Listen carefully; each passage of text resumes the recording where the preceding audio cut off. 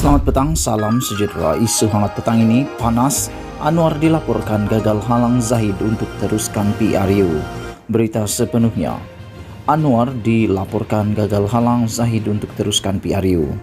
Presiden PKR Datuk Seri Anwar Ibrahim nampaknya gagal memujuk anak muridnya, Datuk Seri Ahmad Zahid Hamidi, supaya tidak menyegerakan pilihan raya umum ke-15 apabila isyarat semakin jelas ditunjukkan akar umbi UMNO yang mahu ia diadakan lebih awal.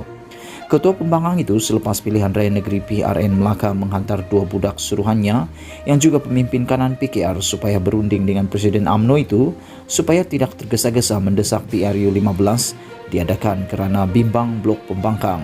Pakatan Harapan PH bakal kalah teruk.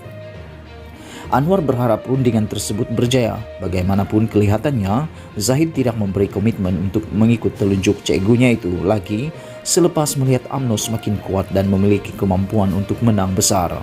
Sumber Agenda Daily boleh mengesahkan pertemuan dua pemimpin kanan PKR dengan Zahid selepas PRN Melaka. Ia secara tidak langsung Anwar kini memiliki nyawa daripada Zahid supaya tidak terburu-buru. Dalam pada itu, sumber juga mengesahkan Anwar masih cuba memujuk Zahid supaya menyokongnya sebagai calon Perdana Menteri. Malah masih mengharapkan Zahid akan memberikannya sokongan walaupun sebelum ini sudah ditipu sekali. Anwar nampaknya tidak serik selepas ditipu apabila Zahid tidak memberinya sokongan untuk menjadi Perdana Menteri sebelum ini.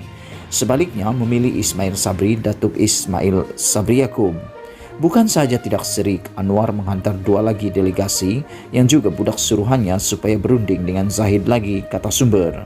Nampaknya Anwar kini sudah ditinggalkan Zahid yang tidak lagi diperlukan selepas memilih UMNO semakin kuat dan melihat UMNO semakin kuat dan mampu bergerak secara solo tanpa kerjasama dengan mana-mana parti lagi untuk berdepan PRU 15.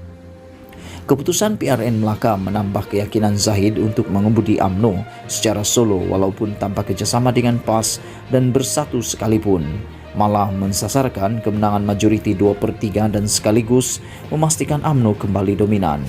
Jelas sumber, gerakan Anwar menyusun untuk berunding dengan Zahid dilakukan luar pengetahuan dua rakan parti PH, Amanah dan DAP. Kerana bimbang terbocor rahsia rundingan rahsianya dengan UMNO akan menyebabkan kemarahan di kalangan pemimpin pembangkang. Sekiranya Amanah dan DAP mendapat tahu Anwar masih berunding dengan UMNO, berkemungkinan besar beliau akan ditendang sebagai ketua pembangkang. Malah Anwar juga dipersalahkan sebagai puncak kekalahan PRN Melaka kerana tindakannya mempertahankan katak berprinsip. Pemimpin Amanah dan DAP mungkin terlalu mempercayai Anwar. Laporan Agenda Daily ini mungkin dianggap sebagai fitnah, tetapi tidak ada salahnya jika mereka sendiri bertanya kepada Anwar berhubung kebenaran laporan ini. Jika masih berlagak sombong dan mempercayai kata-kata manis Anwar, maka tidak kemanalah PH selepas ini dalam PRU 15.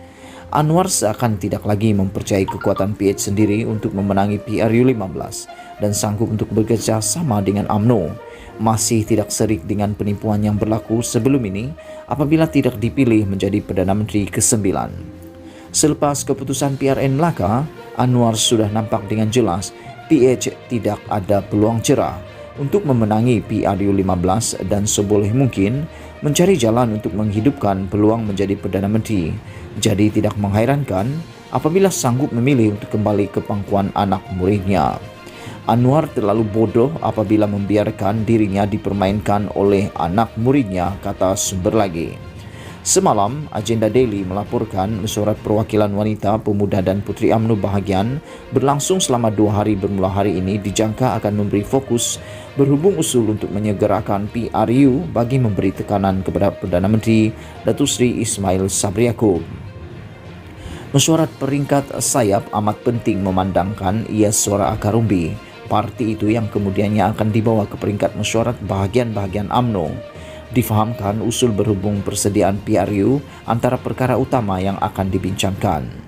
Selepas selesai mesyuarat peringkat sayap, mesyuarat perwakilan UMNO bahagian pula akan diadakan pada 18 Disember ini dengan disusuli Perhimpunan Agung UMNO 2021 pada 13 Januari tahun depan.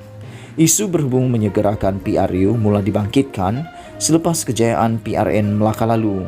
Malah pemimpin kanan UMNO selepas PRN Melaka juga sudah bersuara agar PRU diadakan dengan segera bagi mengekalkan momentum kemenangan mereka. Berita dipetik dari MH Daily.